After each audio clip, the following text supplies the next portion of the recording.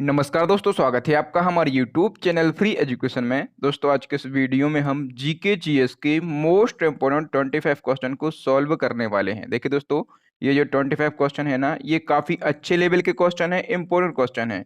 ये question previous कई exam में पूछे भी गए हैं और इन क्वेश्चन को हम बिल्कुल डिटेल में विथ एक्स्ट्रा फैक्ट के साथ में हल करेंगे। तो चलिए दोस्तों, फटाफट से शुरू कर लेते हैं। नंबर फर्स्ट क्वेश्चन है, प्रत्येक 2 वर्ष बाद राज्यसभा के कितने सदस्य सेवानिवृत्त हो जाते हैं। तो दोस्तों, जितने भी क्वेश्चन इस वीडियो लेक्चर में लाया हूँ, यदि आपको किसी भी क्वेश्चन का आंसर पता है तो वीडियो को पॉज करके अपना आंसर लगाएं। इसके बाद मैं आंसर बताऊंगा और क्वेश्चन के रिलेशन में जितने भी एक्स्ट्रा फैक्ट बन सकते हैं सभी को समझाऊंगा। देखिए, जो राज्यसभा है इसके 1/3 सदस्य, ठीक है, राज्यसभा के 1/3 सदस्य हर 2 साल में सेवानिवृत्त हो जाते हैं। तो इस क्वेश्चन का बी ऑप्शन सही हो जाएगा। अब राज्यसभा से कुछ और क्वेश्चन पूछे जाते हैं। जैसे क्वेश्चन पूछा जाता है कि राज्यसभा के वर्तमान सदस्यों की संख्या कितनी है। तो वर्तमान में राज्यसभा में 245 सदस्य हैं, ठीक है। और अधिकतम कितने सदस्य हो सकते हैं। तो अधिकतम जो है 250 सदस्य हो सकते हैं राज्यसभा में, ठीक है। और जो राज्यसभा है इसका सभापति कौन होता है। तो राज्यसभा का सभापति होता है उपराष्ट्रपति, ठीक है। उपराष्ट्रपति जो हैं ये राज्यसभा के सभापति होते हैं और इनका कार्यकाल कितने वर्षों का होता है। तो जो राज्यसभा के सभापति हैं इनका कार्यकाल होता है 5 वर्षों का। बाकी राज्यसभा के जितने भी सदस्य हैं, चाहे राज्यसभा का उपसभापति हो या फिर अन्य सदस्य हो, इनका कार्यकाल होता है 6 वर्षों का, ठीक है। ये क्वेश्चन ही पूछा जाता है कि राज्यसभा के सभापति यानी कि उपराष्ट्रपति का कार्यकाल कितने वर्षों का होता है। तो 5 वर्षों का होता है। बाकी के जितने भी सदस्य हैं सभी का कार्यकाल कितने वर्षों का होता है, 6 वर्षों का होता है, ठीक है। और राज्यसभा का सदस्य बनने के लिए न्यूनतम आयु कितनी होनी चाहिए। तो राज्यसभा सदस्य बनने के लिए कम से कम 30 वर्ष होना चाहिए, ठीक है। तो नंबर सेकंड क्वेश्चन है, निम्न में से कौन सा बंदरगाह कच्छ की खाड़ी में स्थित है। तो कच्छ की खाड़ी में स्थित है कांडला बंदरगाह है। तो इस क्वेश्चन का सी ऑप्शन से हो जाएगा। जो कांडला बंदरगाह है ये गुजरात में कच्छ की खाड़ी में स्थित है। और यहाँ से आपको एक फैक्ट याद रखना है कि जो कांडला बंदरगाह है, ठीक है, जो कांडला बंदरगाह है इसका नाम 2017 में बदल दिया गया है। और इसका नाम क्या रख दिया गया है। तो इसका नाम जो है पंडित दीनदयाल उपाध्याय बंदरगाह कर दिया गया है। कब कर दिया गया, 2017 में। नेक्स्ट क्वेश्चन देख लेते हैं, हल्दिया बंदरगाह से कौन सी वस्तु आयात की जाती है। देखिए, जो हल्दिया बंदरगाह है इससे पेट्रोलियम पदार्थ, ठीक है, इससे पेट्रोलियम पदार्थ आयात किए जाते हैं। तो इस क्वेश्चन का डी ऑप्शन सही हो जाएगा, ठीक है। और जो हल्दिया बंदरगाह है ये कहाँ पर स्थित है। तो ये पश्चिम बंगाल में स्थित है। कहाँ पर, ये पश्चिम बंगाल में स्थित है। और ये जो हल्दिया बंदरगाह है ना, ये कलकत्ता बंदरगाह का लोड कम करने के लिए बनाया गया था। नंबर 4 क्वेश्चन है, भारतीय हीरा संस्थान या फिर इसको बोलते हैं इंडियन डायमंड इंस्टीट्यूट, ये कहाँ पर स्थित है। तो भारतीय हीरा संस्थान जो है ये सूरत में स्थित है, ठीक है। और सूरत कहाँ पर है, गुजरात में। तो इस क्वेश्चन का ए ऑप्शन सही हो जाएगा। और ये जो संस्थान है इसकी स्थापना कब की गई थी। तो इसकी स्थापना की गई थी 1978 में। नेक्स्ट क्वेश्चन है, किसके द्वारा नियंत्रक एवं महालेखा परीक्षक, इसको हम शॉर्ट में कैग भी बोलते हैं। तो नियंत्रक एवं महालेखा परीक्षक के पद का सृजन किसके द्वारा किया गया, संविधान के द्वारा किया गया। तो इस क्वेश्चन का बी ऑप्शन से हो जाएगा। कहने का मतलब ये है कि जो हमारा भारतीय संविधान है इसमें कैग का कहीं ना कहीं वर्णन किया गया है। तो जो कैग हैं इनका वर्णन किया गया है अनुच्छेद 148 में, ठीक है। और यहाँ पर हमें कैग का फुल फॉर्म भी पता होना चाहिए। तो इंग्लिश में इसको क्या बोलते हैं, controller and auditor general. Hindi में इसको बोलते हैं नियंत्रक एवं महालेखा परीक्षक। और कैग की नियुक्ति कौन करता है। तो जो राष्ट्रपति जी होते हैं, ठीक है, राष्ट्रपति जी जो होते हैं वो कैग की नियुक्ति करते हैं, ठीक है। और एक और यहाँ से क्वेश्चन पूछा जाता है कि प्रथम कैग कौन बनाए गए थे। तो वी नरहरि राव, ठीक है, वी नरहरि राव जो थे ये प्रथम कैग थे हमारे इंडिया के।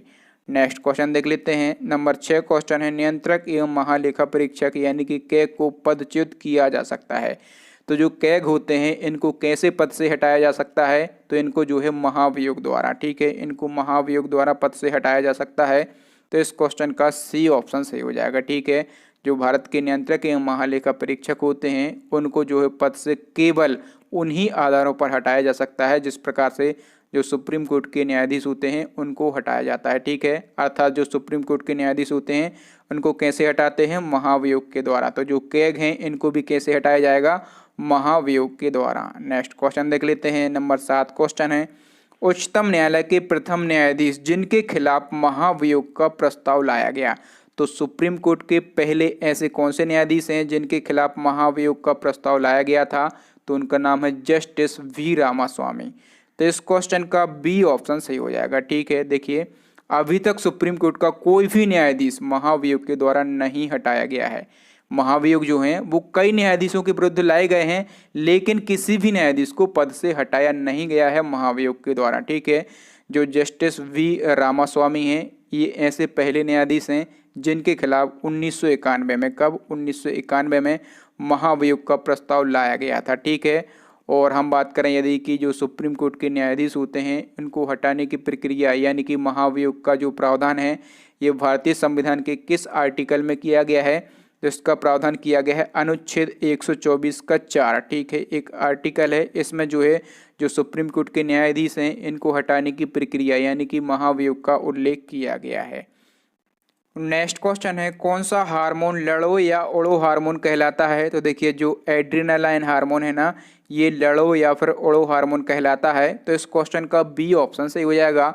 देखिए जब कोई तनावपूर्ण स्थिति उत्पन्न होती है तो ये हार्मोन है ना ये जो है एड्रिनल ग्रंथि से उत्पन्न होता है। ठीक है, और आपातकालीन समय में ये त्वरित निर्णय यानी कि क्विक डिसीजन, ठीक है, ये जो है ये क्विक डिसीजन लेने में मदद करता है। जिससे क्या होता है, तो जिससे व्यक्ति को सोचने और तनाव से लड़ने में मदद मिलती है, इसलिए इसको लड़ो या उड़ो हार्मोन कहा जाता है। नेक्स्ट क्वेश्चन है साइसर एरिटिनम किस पौधे का वैज्ञानिक नाम है। तो देखिए जो चना है इसका वैज्ञानिक नाम है साइसर एरिटिनम। तो इस क्वेश्चन का बी ऑप्शन सही हो जाएगा। और ये जो चना है ना ये दलहन की फसल है। ठीक है, कैसी फसल है, ये दलहन की फसल है और इसका वैज्ञानिक नाम क्या है, साइसर एरिटिनम। नेक्स्ट क्वेश्चन है पर्यावरण सुरक्षा अधिनियम या फिर इसको शॉर्ट में ईपीए एक्ट भी कहा जाता है। तो ईपीए एक्ट को अन्य किस नाम से जाना जाता है, तो इसको छाता विधान के नाम से भी जाना जाता है। तो इस क्वेश्चन का ए ऑप्शन सही हो जाएगा। देखिए जो ईपीए एक्ट है, ईपीए का फुल फॉर्म क्या होता है, तो ईपीए का फुल फॉर्म होता है एनवायरनमेंट प्रोटेक्शन एक्ट। इसको हिंदी में बोलते हैं पर्यावरण सुरक्षा अधिनियम। ठीक है, और ये जो अधिनियम है ये पर्यावरण में हो रही क्षति को कम करने और पर्यावरण को सुरक्षा प्रदान करने के उद्देश्य से सन 1986 में, कब, सन 1986 में बनाया गया था और इसको छाता विधान के नाम से भी जाना जाता है। मोस्ट इम्पोर्टेंट क्वेश्चन है।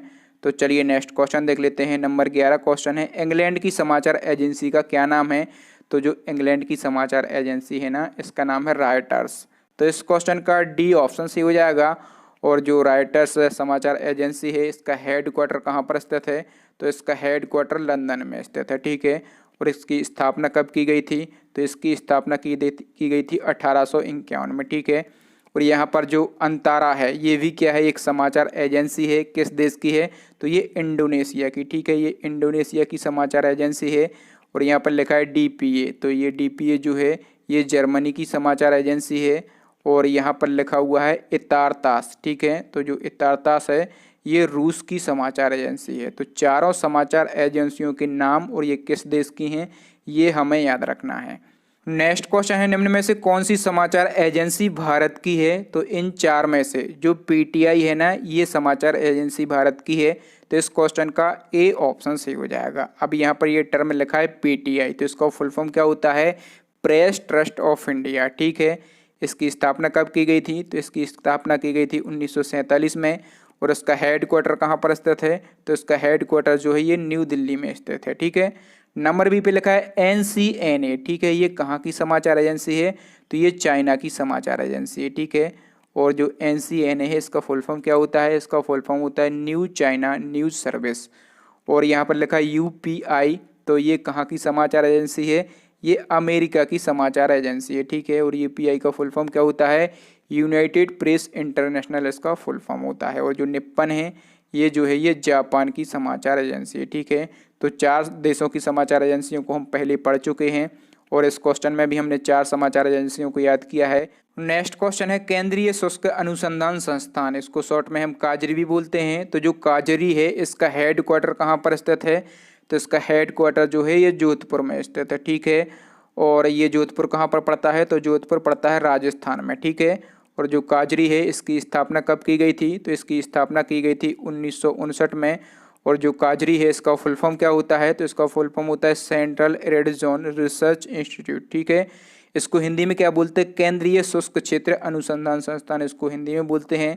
और मैं आपको हेड क्वार्टर बता चुका हूँ कि इसका हेड क्वार्टर जो है ये जोधपुर में स्थित है। नेक्स्ट क्वेश्चन है, किस पर्यावरणविद को जल पुरुष के उपनाम से जाना जाता है? तो देखिए जो राजेश सिंह है, ठीक है, ये कहाँ के हैं? तो ये उत्तर प्रदेश के हैं और ये एक फेमस पर्यावरणविद हैं और इनको जल पुरुष के उपनाम से जाना जाता है।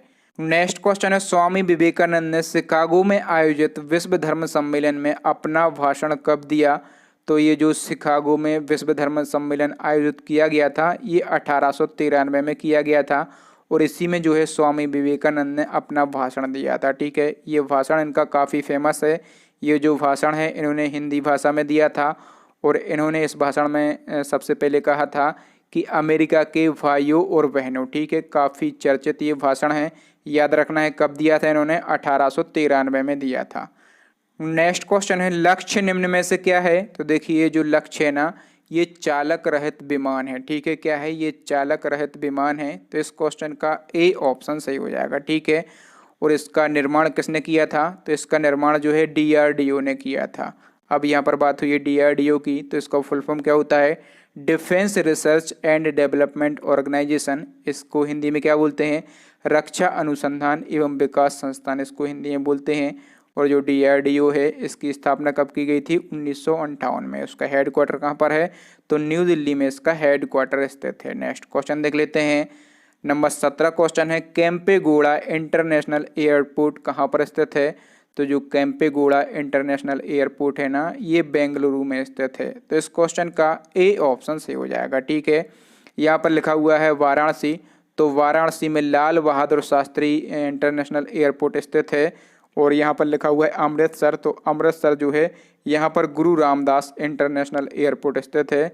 और यहाँ पर लिखा हुआ है पोर्ट ब्लेयर, तो जो वीर सावरकर इंटरनेशनल एयरपोर्ट है, ठीक है, वीर सावरकर इंटरनेशनल एयरपोर्ट है, ये पोर्ट ब्लेयर में स्थित है।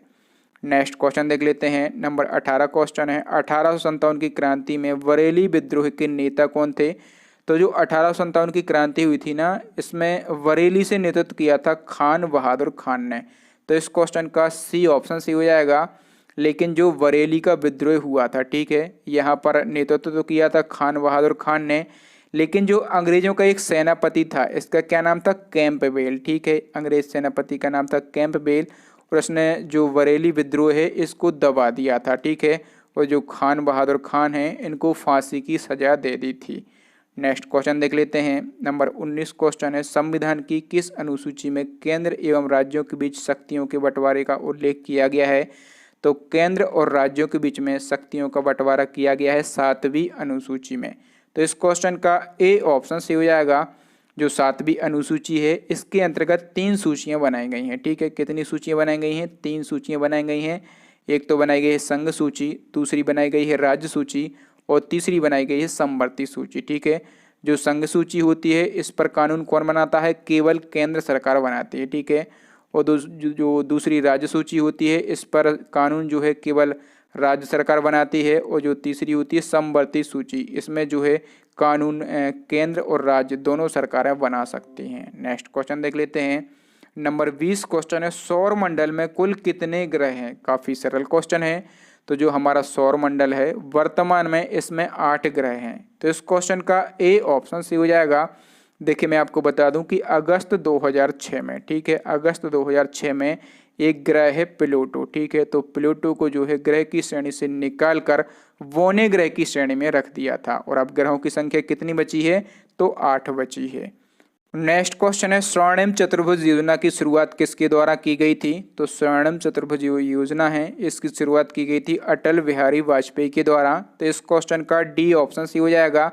और इसकी शुरुआत कब की गई थी? तो 2001 में इसकी शुरुआत की गई थी। ठीक है, और ये जो परियोजना है ये देश के 4 महानगरों को, ठीक है, ये देश के 4 महानगरों को राष्ट्रीय राजमार्ग से जोड़ने वाली परियोजना है। वो 4 महानगर कौन कौन से हैं? तो एक तो दिल्ली है, दूसरा मुंबई है, तीसरा कोलकाता है और चौथा कौन सा है? चेन्नई। ठीक है, और ये जो परियोजना है इसकी टोटल लंबाई कितनी है? तो 5846 किलोमीटर जो है इसकी टोटल लंबाई है। ये जो परियोजना है ये भारत की सबसे बड़ी राजमार्गीय परियोजना है। ठीक है, भारत की तो सबसे बड़ी है और ये यदि हम बात करें पूरे संसार में, ठीक है, तो पूरे संसार की ये 5वीं सबसे बड़ी परियोजना है। ठीक है, ये भी आपको याद रखना है। नेक्स्ट क्वेश्चन है ध्वनि तरंग किस दर से यात्रा करती हैं। तो ये क्वेश्चन आपको कंफ्यूज कर सकता है। देखिए आप लोगों को पता होगा कि वायु में ध्वनि की चाल कितनी होती है। तो वायु में ध्वनि की चाल होती है 332 मीटर प्रति सेकंड, ठीक है। लेकिन मीटर प्रति सेकंड आप लोगों को कहीं भी ऑप्शन में नहीं दिख रहा होगा। तो हम क्या कर सकते हैं कि मीटर प्रति सेकंड को किसी और यूनिट में कन्वर्ट कर सकते हैं। तो देखिए आपको ये भी पता होगा कि 1 मीटर बराबर कितने फीट होता है। तो 1 मीटर बराबर होता है 3.281 फीट। ये जो है 1 मीटर की वैल्यू होती है। तो यदि हम 332 मीटर प्रति सेकंड में 3.281 फीट का गुणा करेंगे तो हमें क्या मिल जाएगा, 1100 फीट प्रति सेकंड मिल जाएगा। तो इस क्वेश्चन का सी ऑप्शन सी हो जाएगा। इस प्रकार से भी क्वेश्चन पूछे जाते हैं। नेक्स्ट क्वेश्चन है भारतीय दलहन अनुसंधान संस्थान, इसको शॉर्ट में IIPR भी कहा जाता है। तो IIPR का जो हेडक्वार्टर है ये कहाँ पर स्थित है। तो इसका हेडक्वार्टर जो है ये कानपुर में स्थित है। तो इस क्वेश्चन का सी ऑप्शन सी हो जाएगा। और कानपुर कहाँ पर है, यूपी में है, ठीक है। यहाँ पर बात हुई है IIPR की। तो इसका फुल फॉर्म क्या होता है, इसका फुल फॉर्म होता है Indian institute of pulses research, ठीक है। इसको हिंदी में क्या बोलते हैं, भारतीय दलहन अनुसंधान संस्थान बोलते हैं। इसकी स्थापना कब की गई थी, तो 1983 में इसकी स्थापना की गई थी। नेक्स्ट क्वेश्चन देख लेते हैं। नंबर 24 क्वेश्चन है भारत और नेपाल के मध्य कौन सी नदी सीमा बनाती है। देखिए भारत और नेपाल के बीच में जो काली नदी है, ठीक है, ये सीमा बनाती है। तो इस क्वेश्चन का सी ऑप्शन सही हो जाएगा। ये जो काली नदी है ना, इसके और भी नाम है, ठीक है। तो किसी भी नाम से पूछता है तो जो काली नदी है इसको महाकाल नदी कहा जाता है, ठीक है। इसको महाकाल नदी कहा जाता है, इसको काली गंगा नदी कहा जाता है, और इसको जो है शारदा के नाम से भी जाना जाता है, ठीक है। इसको शारदा के नाम से भी जाना जाता है। तो ये 4 नाम है काली नदी के। किसी भी नाम से पूछे, ये नदी जो है ये भारत और नेपाल के बीच में सीमा बनाती है, आपको याद रखना है। नेक्स्ट क्वेश्चन है सामान्य आँख के लिए स्पष्ट दृष्टि की न्यूनतम दूरी क्या होती है। देखिए सामान्य आँख के लिए स्पष्ट दृष्टि की न्यूनतम दूरी होती है 25 सेंटीमीटर। तो इस क्वेश्चन का सी ऑप्शन सही हो जाएगा। और देखिए जिस व्यक्ति में ये जो दूरी है 25 सेंटीमीटर से अधिक है उसको कौन सा रोग होता है, तो उसको होता है दूरदृष्टि दोष। कौन सा, उसको दूरदृष्टि दोष होता है। और दूरदृष्टि दोष को हम क्या बोलते हैं, हाइपरमेट्रोपिया बोलते हैं, ठीक है। क्या बोलते हैं, हाइपरमेट्रोपिया बोलते हैं। और इसके उपचार के लिए कौन से लेंस का यूज़ किया जाता है, तो इसके उपचार के लिए हम उत्तल लेंस का यूज़ करते हैं। और जिस व्यक्ति में ये दूरी 25 सेंटीमीटर से कम होती है, ठीक है, जिस व्यक्ति में ये दूरी 25 सेंटीमीटर से कम होती है उसको कौन सा रोग होता है, तो उसको जो है निकट दृष्टि दोष होता है, ठीक है। और निकट दृष्टि दोष को हम क्या बोलते हैं, मायोपिया बोलते हैं। और इसके उपचार के लिए कौन से लेंस का यूज़ किया जाता है, तो इसके उपचार के लिए जो है अवतल लेंस का यूज़ किया जाता है। देखिए दोस्तों जितने भी मैं एक्स्ट्रा फैक्ट बताता हूँ ना, वो फैक्ट अपने आप में एक क्वेश्चन डेवलप करते हैं। तो इन फैक्टों को बहुत ही ध्यान से समझिएगा। तो दोस्तों आज के लिए इतना ही। अब नेक्स्ट एंड लास्ट क्वेश्चन है आपके लिए, चैलेंजिंग क्वेश्चन है जो कि हम पूछते हैं हमारे प्रीवियस वीडियो से। भारतीय संविधान के किस अनुच्छेद के तहत उपराष्ट्रपति का चुनाव होता है, ठीक है, ये आपको बताना है। आपके लिए 4 ऑप्शन भी दिए गए हैं। और यदि आप चाहें तो उपराष्ट्रपति के बारे में डिटेल भी लिख सकते हैं। तो थैंक यू दोस्तों, वीडियो देखने के लिए बहुत बहुत धन्यवाद। यदि आपको वीडियो अच्छा लगा हो ना तो प्लीज़ इस वीडियो को लाइक करें और कम से कम अपने 5 दोस्तों के साथ इस वीडियो को शेयर करें। हमारे चैनल को सब्सक्राइब करने के साथ साथ बेल आइकन जरूर दबाएं ताकि जब भी मैं नया और लेटेस्ट वीडियो डालूं तो उसका नोटिफिकेशन सबसे पहले आपको मिल सके और आप हमारा वीडियो सबसे पहले देख सकें। और दोस्तों इसी प्रकार के इम्पोर्टेंट GK GS पर हम वीडियो बनाते रहते हैं।